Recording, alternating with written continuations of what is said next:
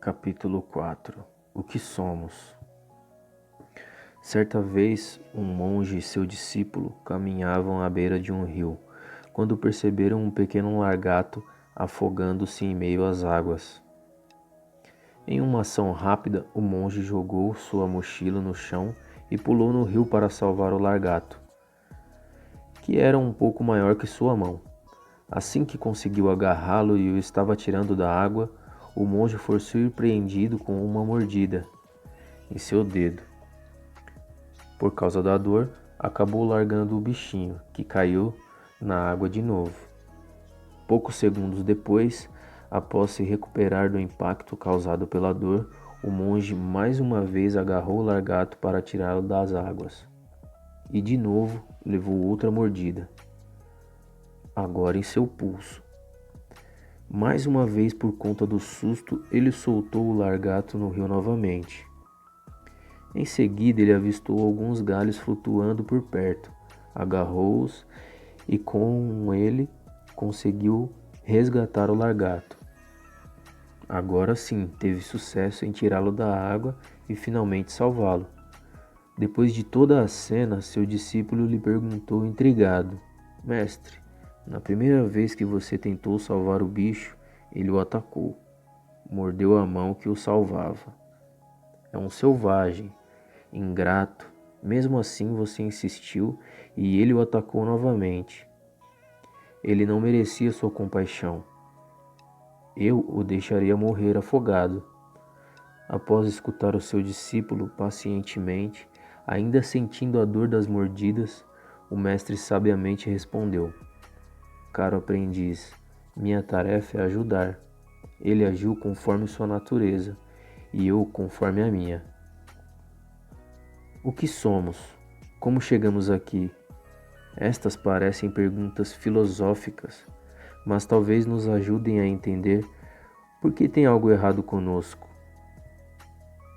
Ou será que tudo aquilo que vemos como uma falha seja apenas uma ilusão, uma projeção distorcida sobre o que pensamos sobre nós mesmos e o que de fato somos? Já reparou que, independentemente dos problemas que estamos vivendo, da nossa felicidade ou infelicidade atual, embora não saibamos o melhor meio de salvar nossa vida, já estamos resolvendo questões infinitamente mais complexas? Eu explico. Você se lembra das aulas de biologia da escola? Eu nunca fui bom em biologia, mas pelo que sei, passamos 5 anos ou mais estudando os processos de nosso corpo.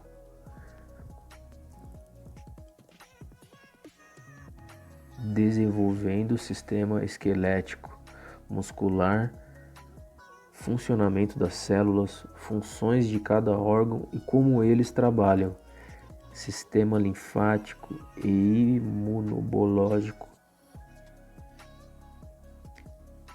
hormônios e sangue que distribui nutrientes e oxigênio para tudo isso e por aí vai. Muito complexo para mim. E mesmo depois de anos estudando, aprendendo de forma superficial e isolada, cada um desses pontos, nós, leigos, ainda não entendemos nada. A menos que você seja um médico ou um biólogo, e olhe lá. Mas já parou para refletir que toda essa complexidade acontece em nosso corpo 24 horas por dia, 7 dias por semana, de forma harmoniosa e tranquila? Não importa se acordarmos de mau humor ou se ficamos revoltados com a vida, nossa máquina não para nunca. Mas por que ela funciona tão bem? Graças à capacidade de aprendizado dos seres, o que proporciona a evolução das espécies. Na verdade, somos a máquina de sobrevivência mais desenvolvida do mundo. E é aqui que peço licença para seguir com base na teoria de Darwin, que acreditava na evolução biológica por meio da seleção natural, ou melhor, na capacidade de os organismos se adaptarem. São muitos anos de evolução até chegarmos aqui. Quer ter uma ideia? Vamos fazer uma viagem com a máquina do tempo mais rápida do universo. Ela consegue percorrer toda a vida na Terra, desde sua origem até o surgimento do homem inteligente.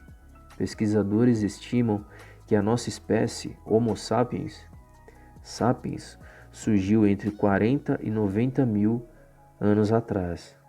Em apenas um ano, se a máquina, a partir do primeiro minuto do dia 1 de janeiro, em que dia você acha que surgimos no planeta? Vamos ver. 1º de janeiro, início da vida. 3.600 milhões de anos atrás. 2 de março. Organismos unicelulares surgem. 3 milhões de anos atrás. 2 de junho. Primeiras criaturas multicelulares. 2.100 milhões de anos atrás. 7 de novembro. Primeira vida complexa aparece nos oceanos. 540 milhões de anos atrás. 16 de novembro. Primeiras criaturas em terra seca. 450 milhões de anos atrás. 7 de dezembro. Início da era dos dinossauros. 2.240 milhões de anos atrás. 25 de dezembro. Extinção dos dinossauros. 60 milhões de anos atrás. 31 de dezembro, às 9h24, a primeira criatura parecida com um macaco aparece, 6 milhões de anos atrás. 31 de dezembro, às 22h23, surge o homem primitivo, 250 mil anos atrás. 31 de dezembro, às 22h52, nossa espécie pensante, 50 mil anos atrás. Incrível, não é mesmo? Nós somos feitos a partir de diversos organismos e processos que já acontecem e se desenvolvem há muito tempo. E tudo isso sem precisarmos nos preocupar ou quebrar a cabeça para achar a melhor maneira de fazer tudo estar em atividade. A natureza funciona por si só.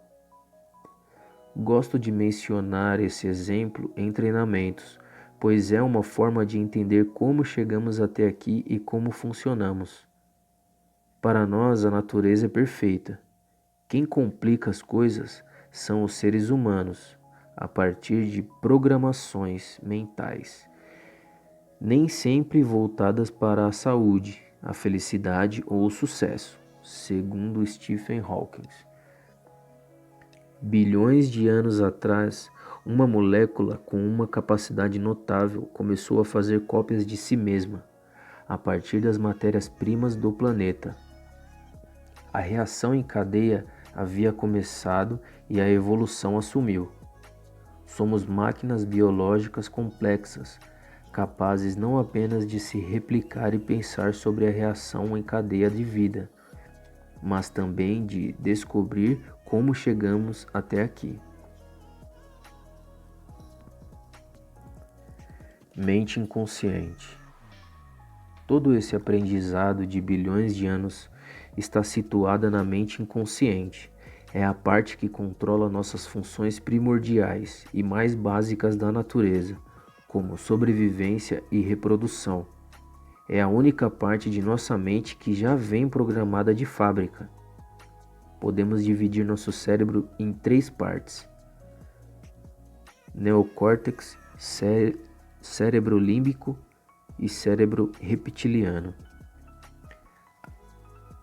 A mente inconsciente está relacionada com o cérebro reptiliano, a primeira estrutura cerebral da evolução, que surgiu nos répteis, daí o nome.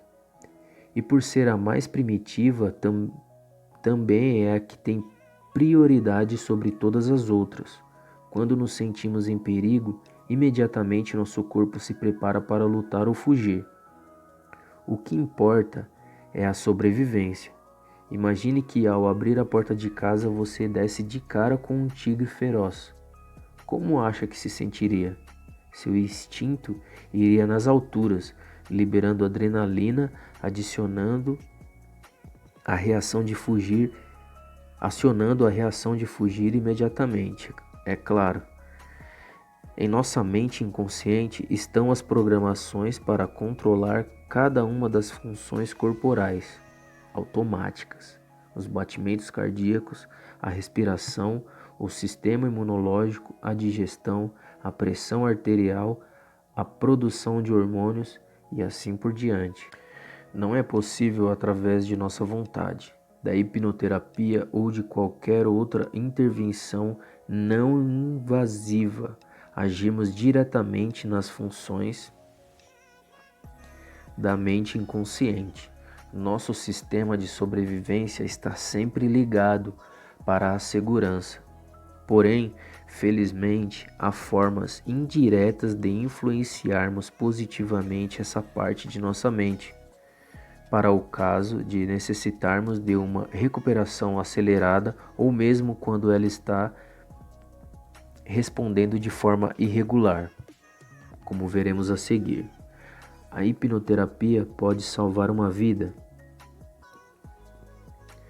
Gerald Kane, quando presenciou uma das aulas de médicos que Dave Hellman ministrava, teve a oportunidade de registrar em áudio Hellman contando como um de seus alunos chegou até ele um dia, empolgado, dizendo que acreditava ter salvado uma vida com a hipnose. Todos os médicos da sala começaram a rir. Hellman diz em seguida: é a primeira vez que ouço alguém fazer uma afirmação como essa. Sou muito sério em relação à hipnose. Não permitiria a mim nem a ninguém exagerar sobre o assunto. Não admito isso. Mas o médico insistiu para contar a história. Foi o caso de um de seus pacientes. Um paciente cardíaco de 76 anos precisava fazer uma cirurgia na próstata, porém a anestesia seria um processo arriscado. Então o médico foi fazer uma visita ao paciente na noite anterior ao procedimento, para saber como ele estava e prepará-lo para a cirurgia e sua recuperação. Contudo, enquanto o médico o motivava, dizendo que ficaria tudo bem, o paciente falou: sabe, doutor, eu já tenho 76 anos, já vivi por muito tempo, sou um paciente cardíaco. Bem, amanhã eu vou morrer na mesa de cirurgia. De imediato, o médico, com muita energia, replicou algo como: você pode até ter cirurgia marcada, mas não tem um cirurgião para executá-la. Estou cancelando agora a cirurgia. Nunca operei ninguém que tivesse vontade de morrer na mesa. Nunca tive um paciente que morreu durante minha cirurgia e você não será o primeiro. Mas já que desmarcamos a cirurgia, vou lhe mostrar o que perdeu. Então o médico, através da hipnose, criou uma anestesia geral em todo o corpo do paciente. Depois lhe pediu que abrisse os olhos e testasse, beliscando a si mesmo, para realmente ver como não sentia dor alguma e que estava tudo bem. Nesse momento, o paciente, já com um semblante muito aliviado e feliz, falou que estava pronto para a cirurgia do dia seguinte e que tinha certeza que ficaria muito bem. E assim aconteceu. O médico relata que após a cirurgia o paciente teve uma melhora extraordinária e por isso acredita que salvou a vida dele por ter tirado de sua mente a expectativa de que morreria na mesa de operação. Na turma de Hellman, alguns não concordaram com isso e que isso tinha feito diferença, e outros concordaram que isso realmente salvou a vida do homem. Porém, o que era consenso Já em 1960, entre os médicos que estudavam hipnoterapia com Elma, é que o estado emocional e a vontade de morrer influenciavam na recuperação dos pacientes. E a cada dia que passa, a ciência entende um pouco mais sobre como funciona a relação entre mente e corpo. Por exemplo, segundo uma pesquisa do Instituto de Psiquiatria do King's College, em Londres, pessoas estressadas podem demorar até 40% a mais de tempo para cicatrizar um ferimento. Isso estaria relacionado ao desequilíbrio que o estresse provoca no organismo. E quem nunca ouviu falar de casos de recuperação ou mesmo curas aparentemente milagrosas após o paciente mudar a atitude mental? Com uma rápida busca na internet, é possível encontrar diversos casos, no mínimo intrigantes. Dr. Carlos Ribeiro, médico neurocirurgião e instrutor de hipnoterapia na Omni Brasil, costuma dizer que somente 3% de seus pacientes necessitam de alguma intervenção cirúrgica para melhorar. Os outros 97% estão sofrendo por conta de algum mau funcionamento do organismo, que não é natural.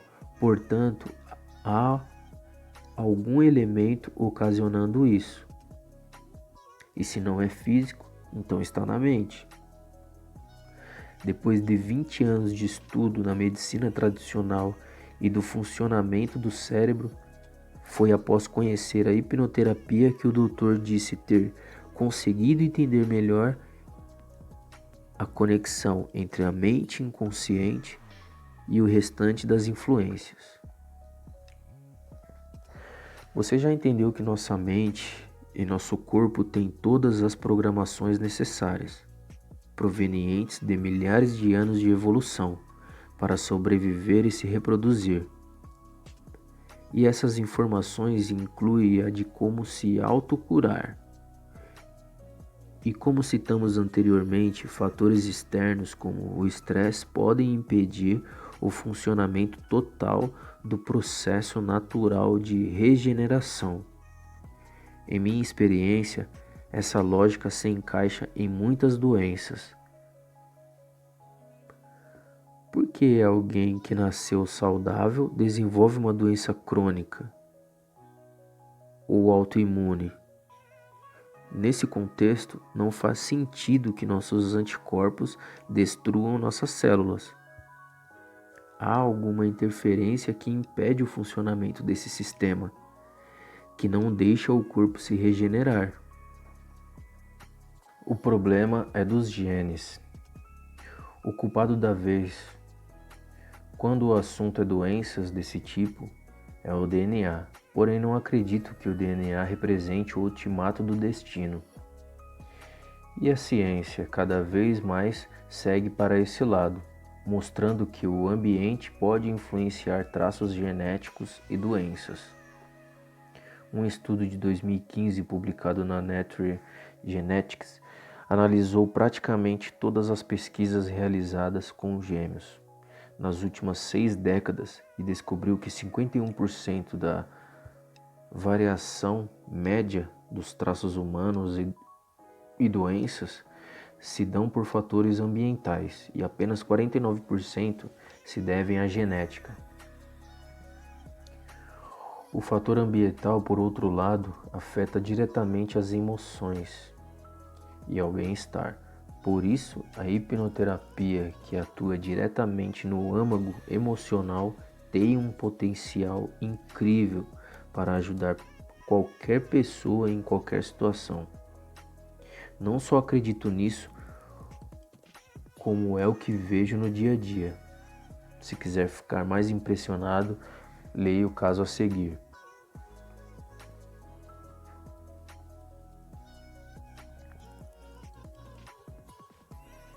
Adeus diabetes. Tudo começou aos 7 anos. Samuel e seus 3 irmãos estavam em casa. Os pais haviam saído Todos brincavam de fazer testes de ciências com produtos de higiene no banheiro, até que Samuel desistiu e saiu do cômodo, com medo de ser punido quando o pai voltasse. Foi quando os irmãos lhe fizeram um pedido, que ficasse vigilante na escada, para avisá-los se os pais voltassem. Ao se aproximar do posto, ele dá de cara com o pai. Na hora, se sente congelar e depois vê os irmãos apanhando. Toma para si a responsabilidade e se sente culpado, pensando que aquelas crianças foram agredidas por uma falha sua. Na próxima cena, Samuel tem 10 anos e vê uma movimentação estranha na despensa. Seu pai descobriu que alguém havia comido um chocolate que estava guardado, sem saber quem havia sido o guloso, mais disposto a punir os três filhos. O homem reuniu 20 barras do doce e obrigou que as crianças comessem tudo de uma vez. Foi um desespero, com todos muito enjoados depois da punição. Aos 12 anos, nosso protagonista já tinha adquirido bastante peso e se viu na praia, sendo chamado de gordinho pelos amigos. Ficou com muita raiva, sentindo-se excluído. Agora Samuel tem 20 anos e está num almoço de domingo em família, quando o pai o repreende. Você come demais, é um guloso, vai ficar gordo e doente. Arrasado com a bronca, ele sente muita raiva. A gota d'água veio anos depois. Com o irmão muito doente, mas sem diagnóstico, toda a família fugiu na hora em que ele realmente saberia do que se tratava. Apenas Samuel esteve ao lado, segurando a mão do enfermo. Era diabetes. O resultado é que ele também teve diabetes depois, e só se libertou da doença e de seus traumas de infância quando, por sugestão de um amigo, decidiu dar uma chance à hipnoterapia. Para se ter uma ideia, em suas medições, seu nível de glicose ficava sempre acima de 150 mg, chegando a 300 algumas vezes. Foi em sua sessão, aliás, que as cenas mencionadas lhe foram apresentadas por sua mente subconsciente, a partir das coordenadas dadas pelo hipnoterapeuta, e que ele teve a chance de dar um novo significado a tantas situações de medo e dor, um processo bem sucedido graças à disposição de seguir a vida com mais leveza, ao coração aberto para extravasar o que estava guardado primeiro, e depois perdoar o pai pela agressividade e pela rigidez com que educou os herdeiros. Quer saber o final dessa história? Depois de dar um tempo para o seu corpo, Samuel fez exames para checar as taxas de glicose e viu que estava com 97 mg, índice considerado normal, e assim continuou. Além de saudável, Samuel agora é um homem livre, sem açúcar, nem culpa em excesso no sangue, sem entraves que o impeçam de ser feliz. Situações assim acontecem sempre. É claro que não, nada é 100%, pois cada ser humano é único. Podemos comprovar que foi a hipnoterapia? Não ainda. Mas a Omni, em conjunto com a Universidade de Zurique e o Instituto de Tecnologia Suíço, está realizando diversas pesquisas científicas para mostrar que o potencial da forma que fazemos hipnoterapia vai muito além de controlar dores de pacientes. Esse é o tema de maior parte das pesquisas acadêmicas atualmente. Então, alguns poderiam dizer que é coincidência? Talvez.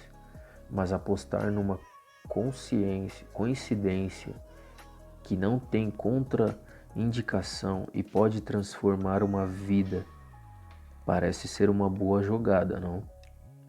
Porém, acho sensato termos a mente aberta.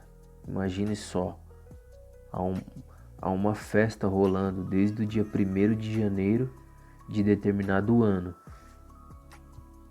E nós chegamos nas últimas horas do dia, 31 de dezembro do mesmo ano, e queremos acreditar que sabemos tudo o que é ou não é possível nesta festa. É exatamente assim que muitas vezes lidamos com o nosso organismo. Por que alguém que nasceu 100% saudável em determinado momento da vida adquiriu diabetes ou qualquer outro mal? O que causou isso? Como diz o Dr. Carlos, a medicina ainda não se preocupa com as causas. Por isso, acreditamos que a hipnoterapia pode revolucionar a área da saúde. E tenho certeza, caro leitor, que se você continuar comigo nesta jornada dos mistérios da mente, as coincidências diminuirão e começarão a se transformar em esperança.